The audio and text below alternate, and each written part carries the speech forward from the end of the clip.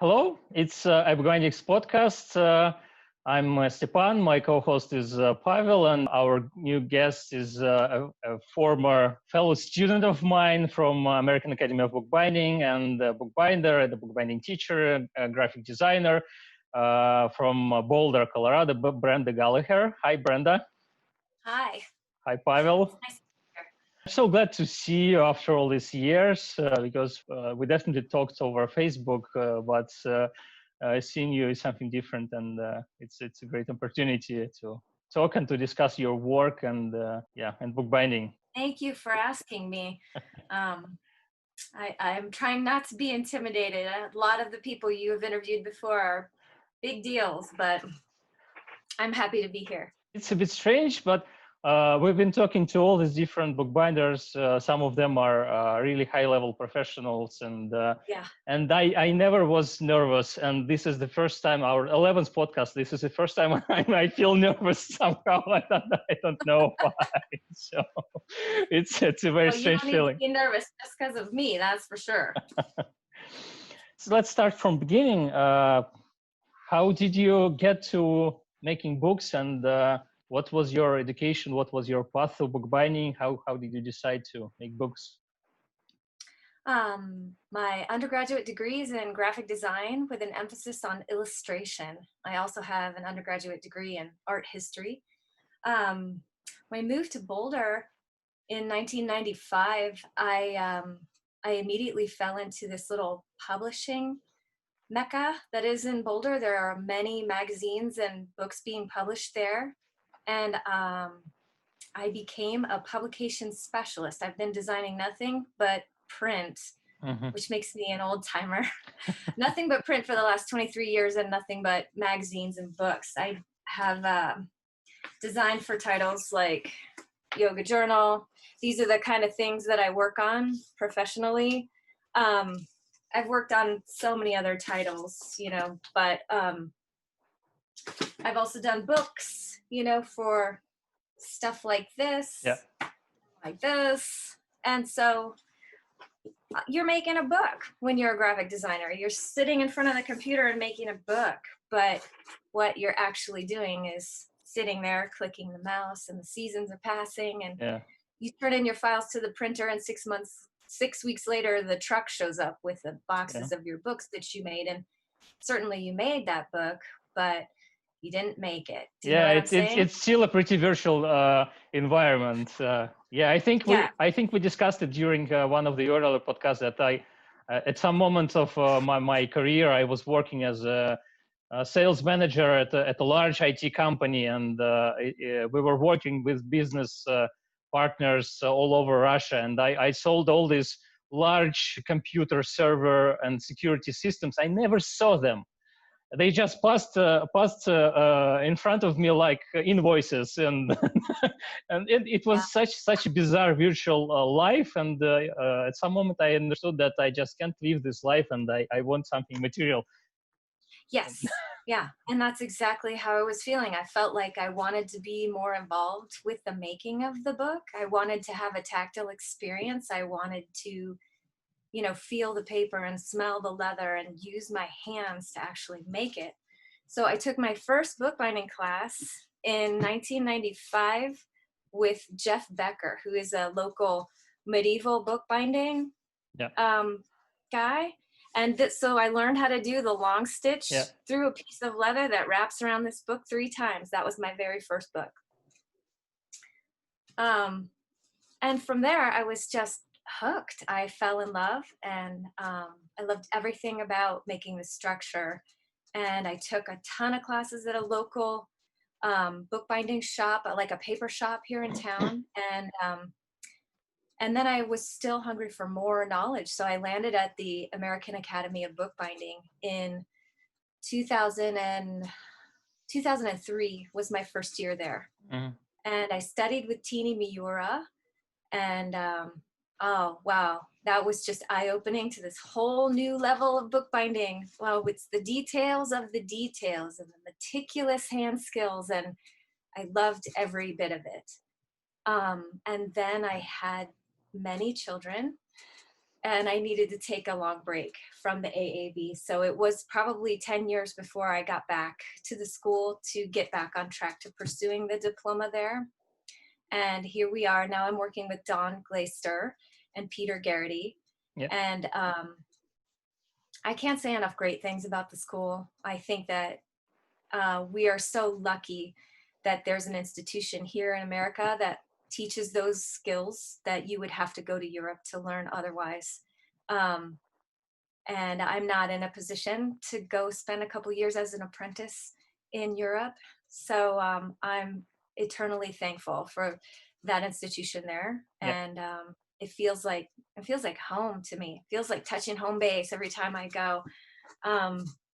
And you get to have those rich conversations with the people who get it, people who understand what you're aiming for, and the value of a beautiful book, the value of a treasured object, an object that touches your heart so much that you're going to spend that much time working on it, and develop all the skills necessary to make something beautiful. I love every part of it.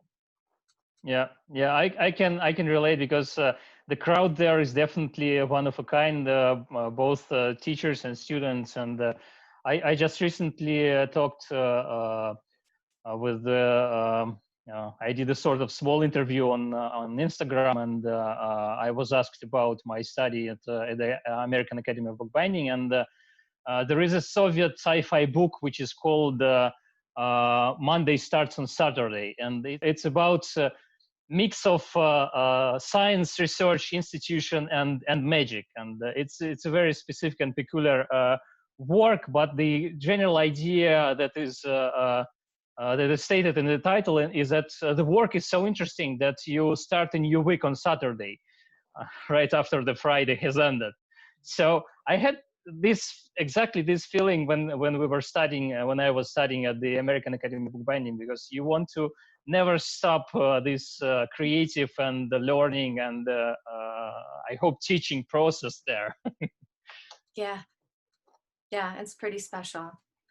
And you always have the opportunity to learn more and newer and deeper understanding of each part of the process. And the why is my favorite part. Why are we doing it this way? And to really understand how we came to the decision to do the bookbinding this way for this particular reason, for the structure, for the functionality, for the durability, for the beauty of the book. Yeah. I love that. Yeah.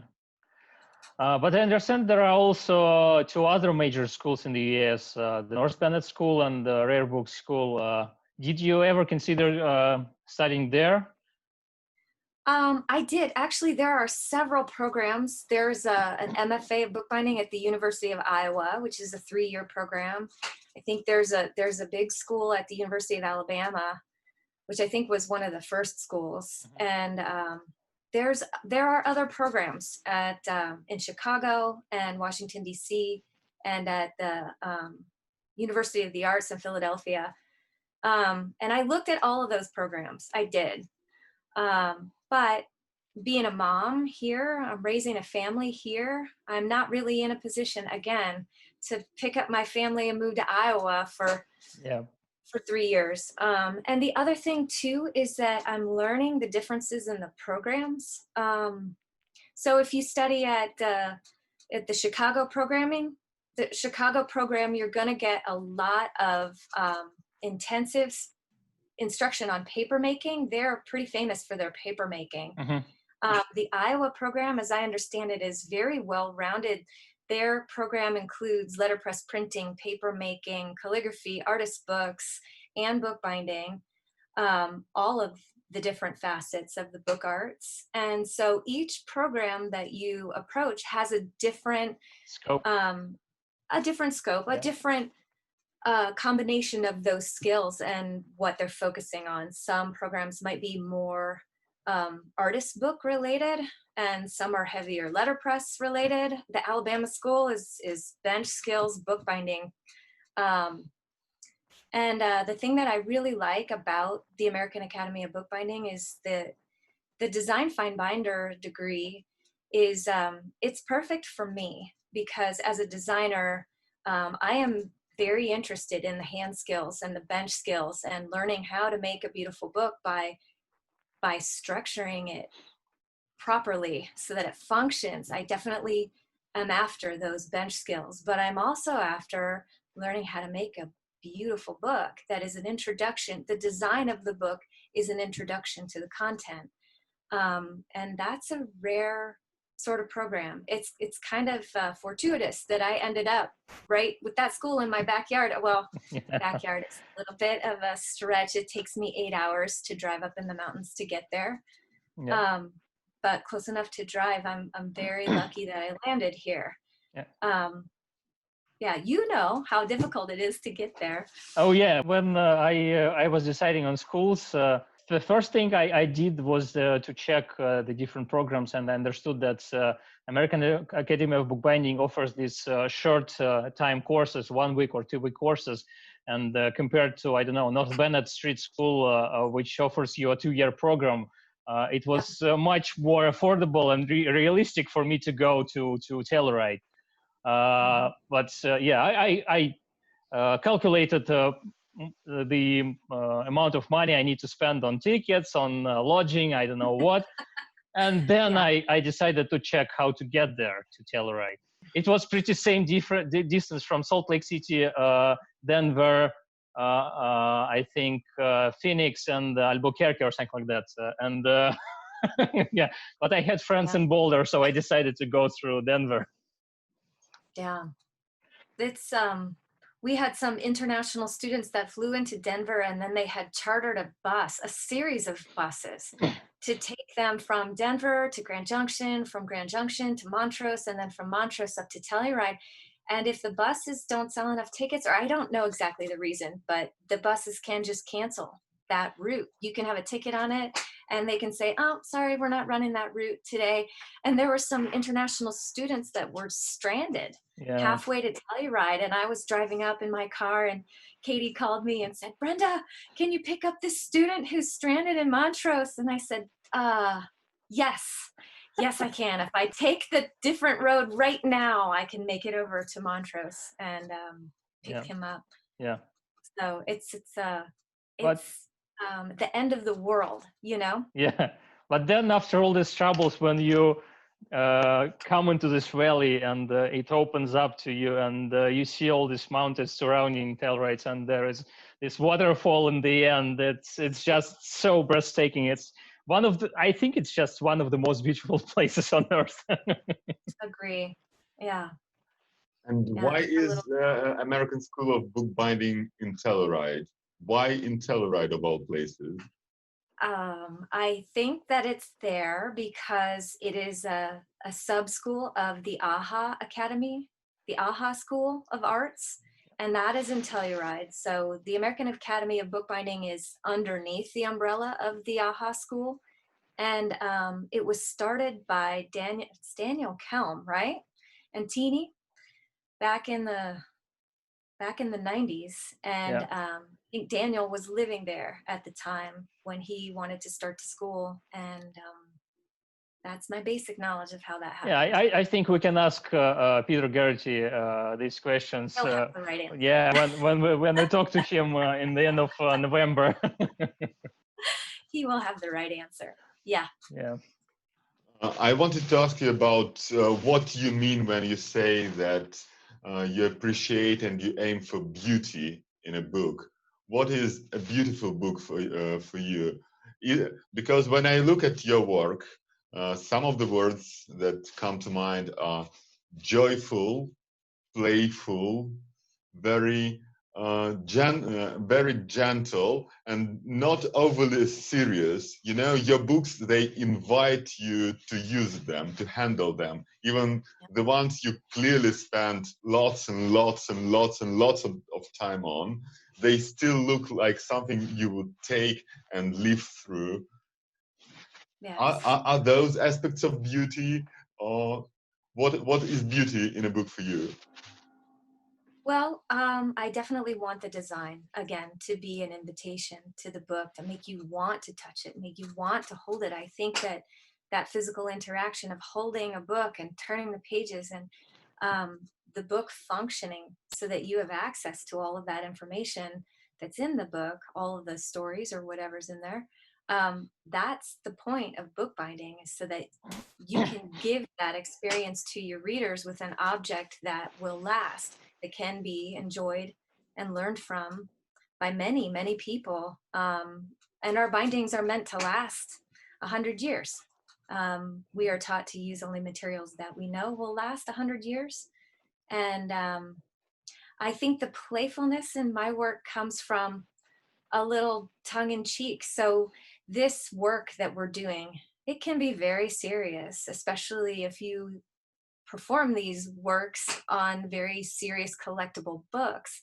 I aim to take these ancient traditions and crafts that were they were saved for just the most precious books, the most renowned books, the most important information, and use them for stories and books that maybe, okay, I'm gonna say it, don't deserve a fine binding. So this is a thing that I learned at the American Academy of Bookbinding, is to think about what books deserve this sacred treatment.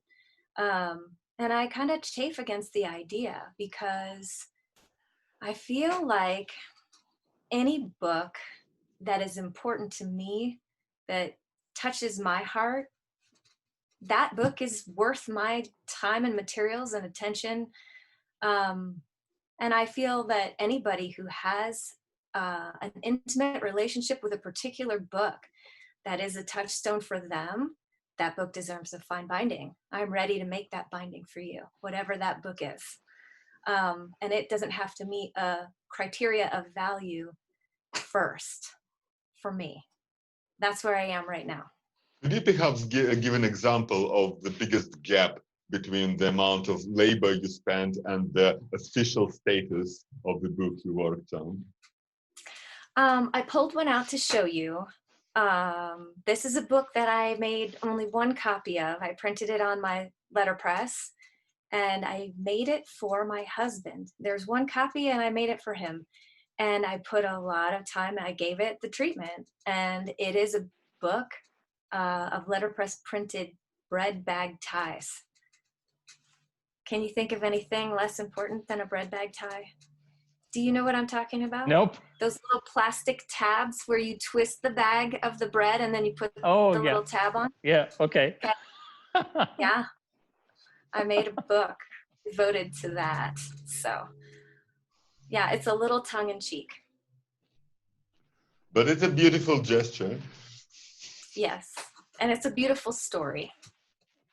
Well, that's what's the most important. And what I really like about talking to different bookbinders and different bookish peoples, because not all of our guests are bookbinders, is that every person has their own approach to bookbinding and to bookbinding styles, and every person has different things important to them.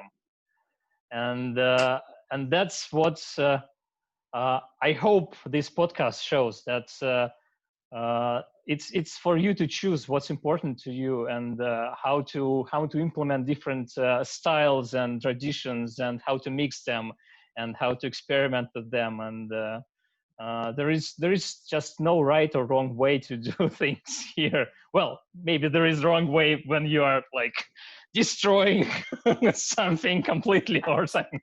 But if you are creating new things without destroying, I guess. And even if you're creating new things while destroying all the things, you remember what Mark showed us? Yeah, we interviewed a book artist from London who buries the books he made into ground for 2 or 3 months, and they turn into these surreal sculptures. But he never buries books made by other people. He first makes them and then he buries them.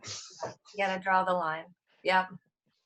Yeah, we talk a lot about that at the American Academy too, because many of our classes, there are 2 degrees at the American Academy. There's the design fine binding track and the conservation track. I don't have the exact name. It's called interdisciplinary. Peter will have the right answer to that, what they call that conservation side. And so the classes can have designers and conservators and all manner of artists in between. And there have been some heated discussions about where that line is, about when is it okay to rip apart a book and do something crazy with it, something that in your heart you feel drawn to do, something that you think another person would want. And it's an expression of how you feel about that book, but you're tearing apart maybe a vintage binding, and maybe, conservators will point out to you that there might only be X amount of hundreds of those books left in the world, and you just ripped one all apart. But those are good conversations to have. Yeah. And with conservators... And it's also it's also a very modern kind of conversation. Ai Weiwei's experiments with ancient Chinese vases that he painted Coca-Cola on. Well, that sort of thing. If that's what tickles your fancy, why not? It's right. Art after all. Yeah. Right. Yeah. And that's what Peter says too. Peter is very. He's very generous with his opinion when we get to this conversation. He says, if it's your book, you can do what you want with it. So. Yeah. I just wanted to add that conservators sometimes has even stronger opinions about any intervention to objects, not only because these objects has their own history right now, they're vintage or antique, but also because these objects can become of some historical value 50 years from now or 100 years from now. So sometimes they think about preserving objects in the future. So, yeah. Absolutely. Can you tell us a bit about your teaching experience? Because I understand that you're also a teacher of bookbinding. I don't know how regular is this experience and how. I have been a member of the Boulder Book Arts League since 2002, and it's mostly a letterpress group. We have a collection of letterpresses, and I've been on the board for a dozen years now, and I bring the bookbinding element to the group. And so we offer a slate of classes. Two seasons a year mostly, but sometimes we'll do summer classes. So we'll have a spring slate of classes and a fall slate. And I teach 1 or 2 bookbinding classes each season. And mostly what we offer at the Book Arts League is beginner classes. And I've done that for so many years, I can't even count, Stepan, because the truth is I love to teach. I love to teach beginners. I like to invite people, usher them into this new art form. Yep. The old is new again. People want to do letterpress printing and hand bookbinding and keep these traditional arts alive. But the true delight of teaching for me is how delighted the students are with their books. They're so happy. They're thrilled. And I love to be a part of that. I have taught little kids all the way through adults of every age. And I also do a lot with the Girl Scouts. I have a troop of, I had a troop of my own. I think my troop is disbanding this year because they're 16 and they're up to their eyeballs in schoolwork now. So they don't have as much time for Girl Scouting as they used to. But in the cadet badge book, there is a bookbinding badge. And when my troop was a cadet troop, we spent a lot of time on the bookbinding badge. We did letterpress printed front pages that said this book belongs to, and had each girl print their own front page for their book. And then we did hand binding for all these books. And the first step of the badge is to have a conversation with a person who does bookbinding and talk about the tools and materials required. And I've worked with so many Girl Scout troops, I can't even tell you. And I love spreading the word, you know? Yeah. Because some of just the little tips and tricks, a simple folded book or a simple pamphlet stitch can go a long way to how many school projects and presentations are in front of you in your life when you're 12 years old. These are good skills to have. Have any of your pupils become professional bookbinders? No, I'm kind of the gateway. I'm introducing the beginners. I haven't taught anybody who's gone on to be a professional, but I did assist at the beginning class last year at the American Academy of Bookbinding. Lang teaches the Intro to Bookbinding class for beginners, and I assisted her in that class last year, and it was just so magical, exactly the way it is when I teach down here in Boulder. The students were just so delighted with their books. One girl said she was riding her bike home from our class back to her place where she was staying, her lodgings, and she said she was just like, tears were streaming down her face because she was so happy about the book she had made that day. And that is the feeling that makes it all worth it. I love to teach those people. Oh, I remember the feeling. The first time I bound a book under the tutelage of Stepan, of course, we spent like 12 hours. We had to do it in one go because it was part of teaching. So one of the students was had to make a book in one day. So we were working and working and working. And in the end, when you get a book, it's unbelievable. Just a day ago, you had some paper, glue, and a piece of string, and now you have a book. Isn't it amazing? Yeah. And you made that with your own hands, and it's yours. And now you feel, I think a lot of times when people buy blank books with the intention of writing in them, they start to feel like that book is so special. It's so beautiful. It's so perfect that they can't write in the pages. And when you make your own book, there's no barrier there. You think, oh, I made this book. This book is mine. This book is for me. And you get right to work. It's my traveling journal now. I use it every year. See? Yeah. It's interesting that you told us about your experience with Girl Scouts, because I have some Boy Scouts bookbinding manuals from 1930s or something like that, and when I bought them on old books market here in The Hague, I was curious if it's still a thing for Boy Scouts and Girl Scouts to make books, and you just told me that it definitely is. Yeah. And it's fun. I like that part of teaching very much.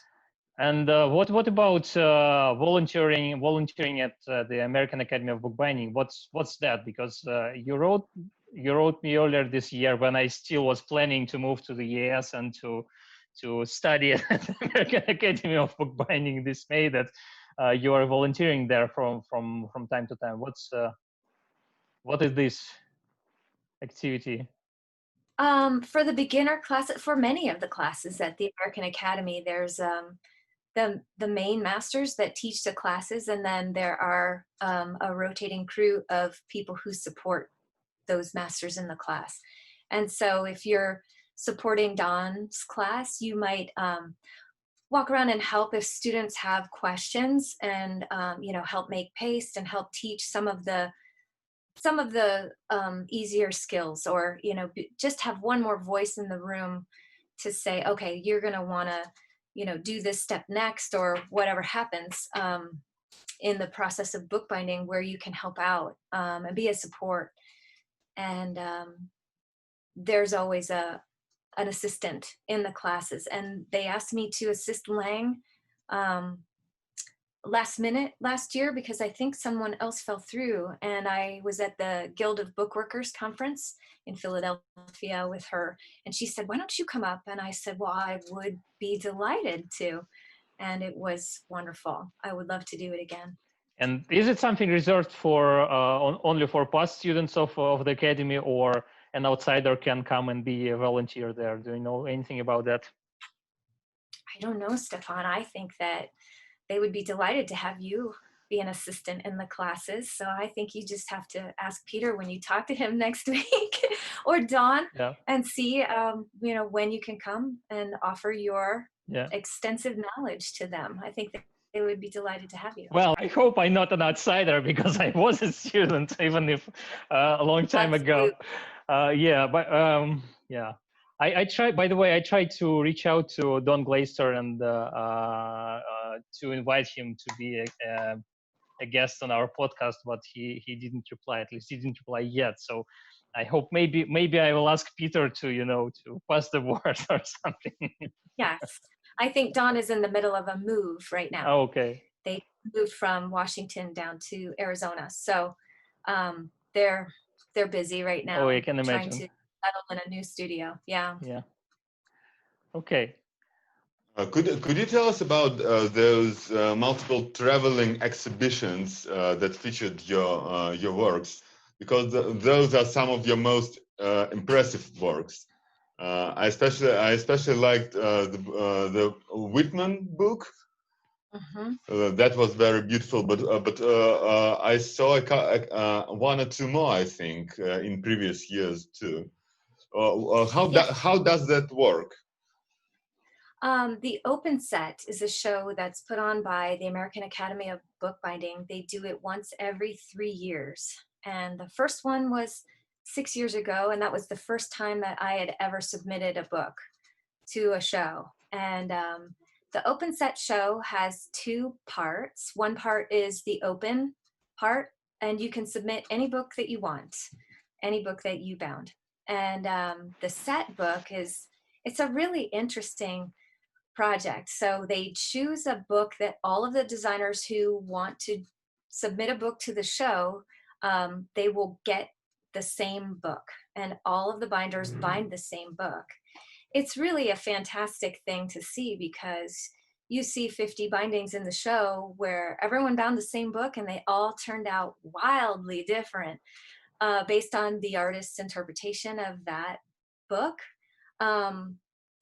And their chosen materials and their style, and I think it's wonderful. So there are 2 halves to the show.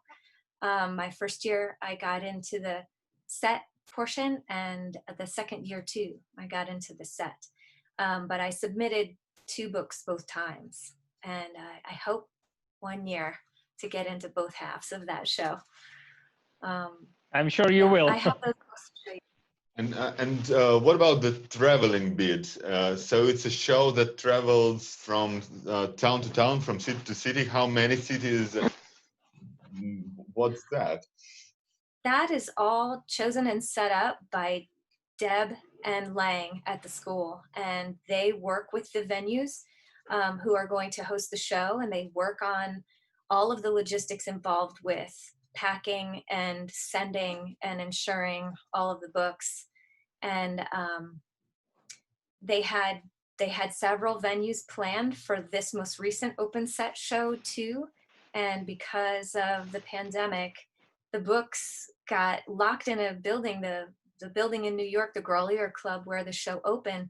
And New York City shut down, and there was no way to even get into that building for many weeks. And so I think the show may have missed its next stop, or it was just decided that the next stop in the tour wasn't going to happen, and probably the venues where these books were going to be shown weren't going to be open to the public for a while, or it was just all decided that it's not going to happen this year. So the books were all shipped back to the American Academy of Bookbinding, and then back to the artists. So that's a shame, but it's pretty cool. It's pretty cool when it travels to the other cities, because my sister lives in Seattle, and when my book was with the first Open Set show, I went to visit her while the show was at the Seattle Public Library, and it was really nice to see all of the books displayed in a different library in a different way, different configuration. When it opened in Denver, I was kind of delighted that my book was in the same case with Monique Lallier's book, and I had to laugh because she's amazing. And what response did you get from the public? Did you secretly listen on what people were saying about your books? No, I did not. But I have friends in Denver that were there at the opening, and it was just inspiring to see all those bindings and to see people doing things that I've never seen before, materials I've never used before, structures that I have never bound. Just a fantastic array of skills on display for these shows. Amazing, really.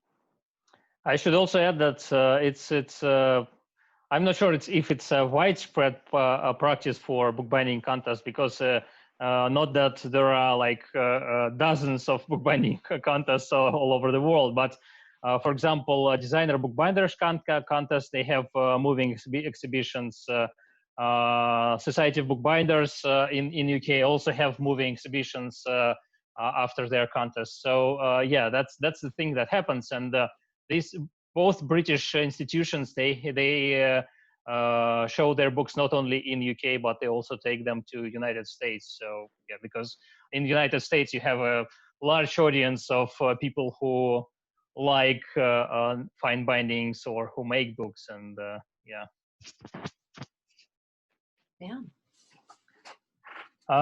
So should we move to some of your books to, I don't know, sort of show and tell? Yes, let's do that. So thanks a lot to all members of our community, and special thanks to our patrons on Patreon. Your pledges at this moment, your pledges cover our expenses on editing of these videos, so it's very important to us that you decided to support us with your money. And if you want to join the crowd of our patrons, just use the link down below in the description of this video. Please subscribe to our channel on YouTube, and maybe check audio versions of this podcast on iTunes, Google Podcasts, or SoundCloud. Next week, we are recording an episode with Ivan Gulkov. He's a hobbyist printer, and he told me that he will show us his setup and some of his designs. I'm sure it will be an interesting talk. If you have any ideas, recommendations of whom would better to talk to in our future episodes, please leave a comment below. Thank you. Bye. Have a good day. Bye.